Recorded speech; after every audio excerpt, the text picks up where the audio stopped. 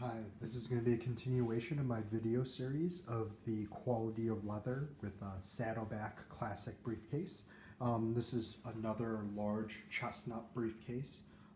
We're going to move a little bit further back in time as compared to the other briefcase. This is going to be from the era known as the two rivet era, which is designated by these two rivets along the front rather than a medallion piece or any other type of logo along the outside of the bag.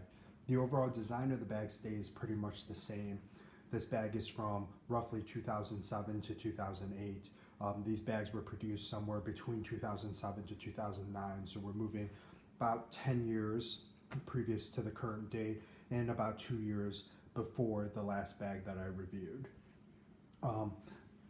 Walking through all the different parts of the bag again, so you see that even back then they had the exact same design for the shoulder pads with a neoprene insert, and each bag came with two. They had the same design in terms of the strap being affixed through multiple buckles with about the same number of buckle holes, allowing you multiple different sizes to choose from, as well as two belt holders, both of which are fixed in place. These era bags, like the previous one, also use these lobster clasps still. Eventually, later on, they will move on to a screw type clasp, which had a high failure rate, and then eventually the dog leash collars. So these have two lobster clasps at either end. So pretty high quality material, but if you watch my previous reviews, you will see that Saddleback in their responses have said that these clasps were not made of stainless steel, but were rather chrome plated metal alloys of an unknown origin. These are about 10 years old and have held up very, very well. So whatever material they were made out of seem to have lasted a fairly long time. However, it is to be noted that this is not stainless steel hardware. Along the outside of the bag itself, you can see the design is still very similar. You have the two side shoulder straps as well as a center strap. The center strap is affixed via a two rivet system, which then goes underneath the bag, and you can see along the back of the bag is actually riveted on, so there's a small cut in the bag in which the center strap runs through. It is, again, multiple holes for you to choose from. It has a handle on the top. The handle also has not changed in any measurable way as well. It is a piece of plastic that runs along the length of the handle, and it gives you good handle feel when you hold it, but suffers from the same issue that previous bags have, in which it's kind of hard to get your hand completely underneath the handle without your hand kind of getting caught onto the larger O-ring along the back. The bag itself continues to have multiple different size D-rings along the side, though it is to be noted that as you move further back, you will notice that the front D-ring is made of significantly thinner metal than the other two. There are differences in the D-rings as the bags are produced later and later, but it is most noticeable in the front D-ring of these older generation bags to be made of significantly different gauge material than the larger D-ring.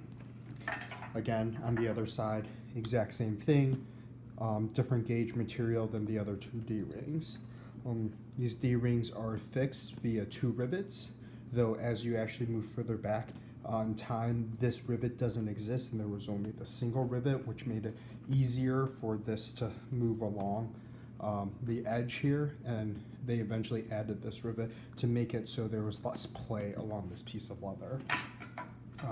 Even this far back in the designs, they continue to have the two pockets along either side, which would be good for umbrellas or water bottles. You can see this one's a little bit further worn in, so these pockets definitely fit things very easily. As the newer bags, they may not be as worn in, so it's a little bit harder to tell. The back pocket is the magazine pocket, exact same height as the current Saddleback design. Works really well for you to put papers and things into. As usual, my same usual conditions apply, in that this is not the length of a full sheet of paper, so a full sheet of paper goes above the edge of this bag and gets wrinkled as you put it in there. Using the test that Saddleback provided to us in one of their customer service responses. Looking at the center O-ring here, you can see there's a very clear area in which a weld was placed, meaning that this was not made of stainless steel material. From that review, it appears that any O-ring in which you cannot find a seam is representative of stainless steel hardware, and any with a seam is not stainless steel. You can see over time, this is what happens when you have welded hardware. You can see that there used to be a weld that went across the top. You can kind of see the edges of that on either side, and it has started to actually wear down over time. So over about 10 years time, this hardware has started to erode more and more, especially at the weld point, which is a little bit disappointing. The good thing is, as this is eroded, the edges of these two pieces of the ring have also started to erode as well. So it's not sharp, it's not getting caught on anything, but eventually over time I can see it completely eroding between the ring itself and then the ring completely separating, at which time I would have to send this back to Saddleback to get repaired. It's a little bit disappointing, you know, when we talk about hardware, talk about a 100-year warranty. This is 10 years of usage, and you can already see there is some wearing that's happening. However, looking overall at the leather, this is one of the original colors of the chestnut leather, and you can see it is a very beautiful deep color. It is very rich with a lot of shades of different color going across the front of the bag here. And you can see that there's some stretch marks that over time you can kind of start to see appear even with the dye in place. It is just such a rich, beautiful texture, very different from the plasticized leather of the more current generations of Saddleback bags. The front here gives you a better idea of this leather. As it starts to wear, you can see it starts to wear a little bit, and the leather is no longer this really hard, tough leather. It starts to get a little bit softer. I carry this a lot by its handle, which means that the strain point is always on the center buckle. You can see it's starting to kind of conform a little bit to that. You can see that little fold that appears along the top here. These bags in the interior have two different types of lining. Previously, there was a suede lining in the first generation of this bag that was produced, and then eventually they went to this black pigskin lining. The suede lining is a little bit more sought after in terms of collectors, mostly I believe because it designates an older bag, or some people just like suede. Personally, I think this black pigskin lining works a lot better. It doesn't get dirty as much. You don't have to worry about if you spill things on it ruining the suede. It's easy to wipe and clean up, and it's dark, so it hides stains incredibly well.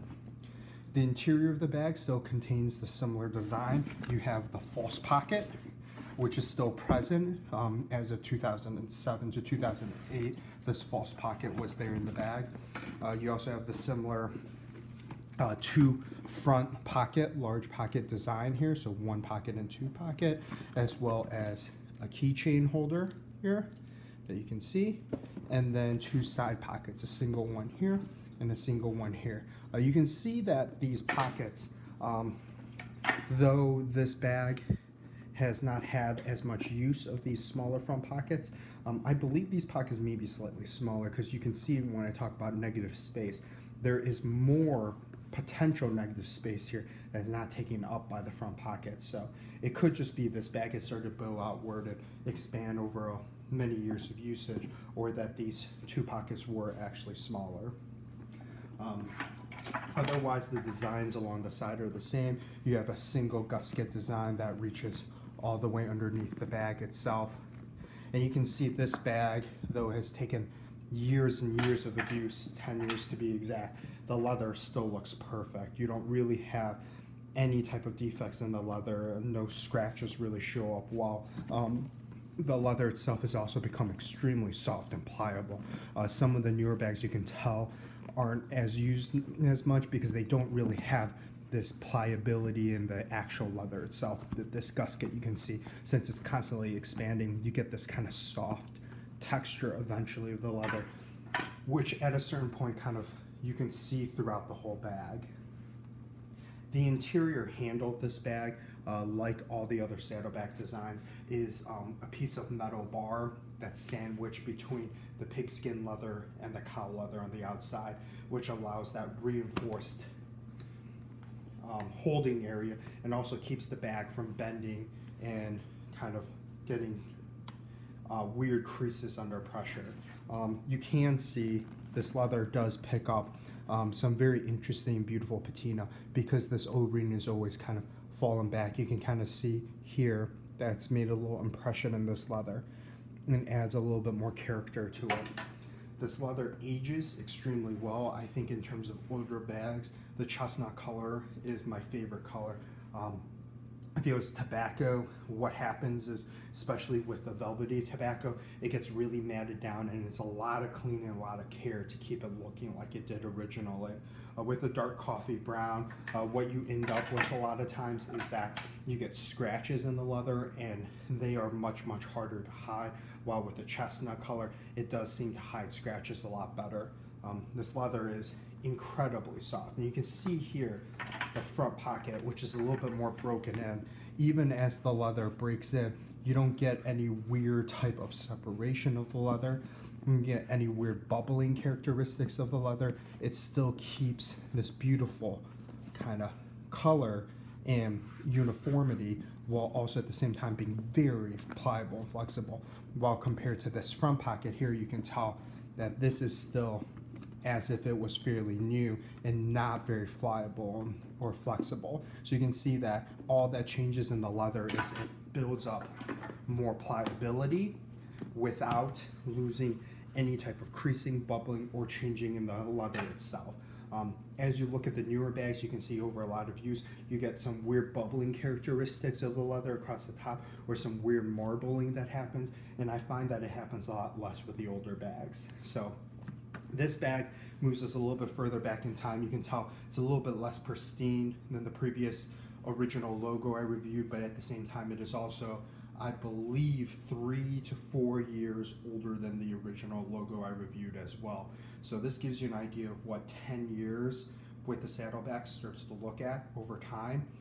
This is a bag that gets pretty regular use, but at the same time isn't used on a daily basis. So it gives you an idea of probably what 5 to 6 years of regular usage would get you in terms of these older bags. These bags you can find online, and they come in a variety of conditions. They can come with almost brand new conditions where people have bought them and really just not used them at all, to very, very well used bags, more so than this one where it's referred to a little bit as a puddle of leather. You can see here along the back there is some creasing that has picked up with basically this front pocket, front flap being flipped over and over, but you can see it's very, very limited in where you see it, and really it's just because this is exactly where the actual area folds, and it just folds very tightly onto itself, which is how you get that.